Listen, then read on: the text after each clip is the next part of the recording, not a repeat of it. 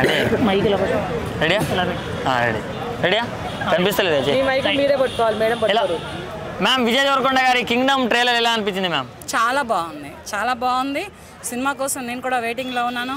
అతను సినిమా ఇండస్ట్రీకి వచ్చిన తర్వాత డ్యూయల్ రోల్ పోషిస్తున్నారు అండ్ మిలిటరీగా ఒక పాత్ర అండ్ ఇంకోటి ఏంటంటే పోలీస్ ఆఫీసర్గా ఒక పాత్ర పోషిస్తున్నారు. దీని మీద నేను కూడా వెయిటింగ్లో ఉన్నాను ప్రస్తుతానికి. మరి అనిరుద్ధ్ గారి బీజిఎం ఎలా అనిపించింది? సాంగ్స్ వచ్చాయి కదా, 2 సాంగ్స్ వచ్చాయి, బీజిఎం ఎలా అనిపించింది? చాలా బాగుంది, బీజిఎం కూడా చాలా బాగుంది, పాటలు కూడా బాగున్నాయి.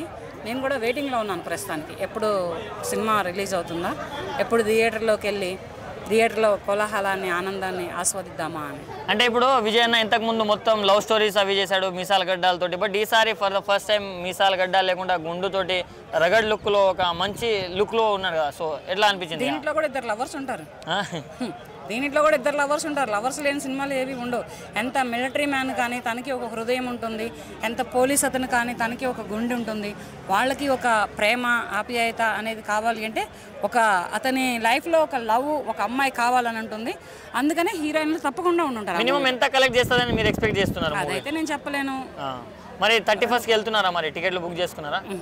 చూద్దాం. టికెట్లు ఏముంది, ఎవరిని కొట్టినా రాలుతాయి, ఎవరు థియేటర్ ఓనర్ని కొట్టినా రాలుతాయి టికెట్లు, అది కాదు. కానీ అంటే సత్యదేవ్ గారు విజయ్ దేవరకొండ గారి కాంబినేషన్ లో కొన్ని సీన్స్ ఉన్నాయి కదా ట్రైలర్లో, అవి ఎలా అనిపించినాయి? చాలా బాగున్నాయి. చాలా అంటే అసలు ఎలా ఉన్నాయంటే అవి ట్రైలర్ చూస్తుంటేనే గూస్ బంప్స్ వస్తున్నాయి. అంటే ఒక ఇది వస్తుంది అనమాట.